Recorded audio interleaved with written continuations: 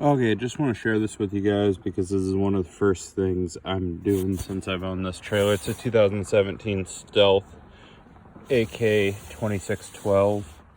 And this was the same with my old trailer. It was a totally different brand, but it really bothers me. I'm up here in the Northwest, and this trailer was stored outside. I bought it at auction for really cheap, so I certainly can't beat up any old owners or anything like that, but they chose to store it outside.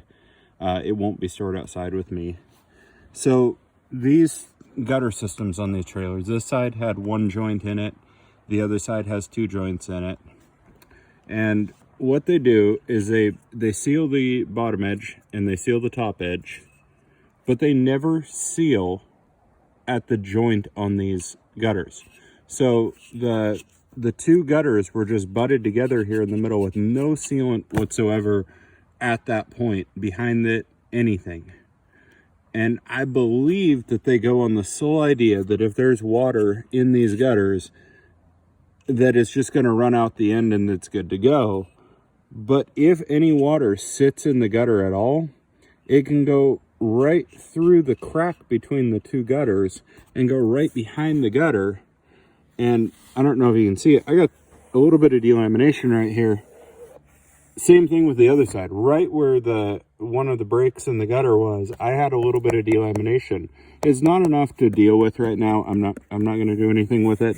Like I said, it's a total title rig, so it's right above the awning. It's a very small area, but I can just see that it's I don't know if you can even see it. It moves a little bit with my finger compared to right beside it does not. So there's a little bit of delamination right there. Also with that, a slight bit of swelling in the roof of the OSB right here. So you can see it actually caused a little bit of, you can tell water's been puddling up there a little bit, just from the slight bit of swelling right here on the edge. It's not soft. It's still very hard roofing, so it's not worth dealing with right now. In the future, I'll do more if I have to, but for right now, it's just going to be sealing up these gutters properly.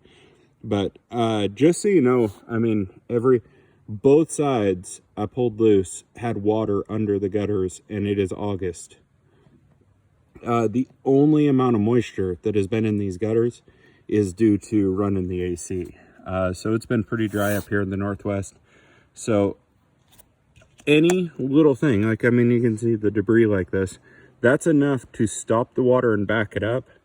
At that point, with a little bit of debris backing the water up, you're going to get water running between those joints, and it's going to be behind your gutter, open to this edge of the roofing. Water will work its way up to the roof. It'll work its way over the top and go down the sides of your trailer. And it's just a terrible, terrible design. So that's my push, is to look at your gutters, see if they're set up this way. When I got this thing, they even had a big old dollop of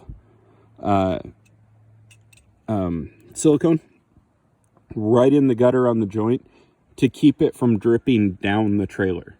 So yes, it did not leak down, but all that did was raise the water level and push more behind the gutter where it quite possibly can't get out with this silicone on the bottom. So take a look at it, because if you're storing your RV outside, there's a big probability, no matter what brand, no matter what model, chances are you've got water behind your gutter and you don't even know it, and you're exposing your roof and siding to that water.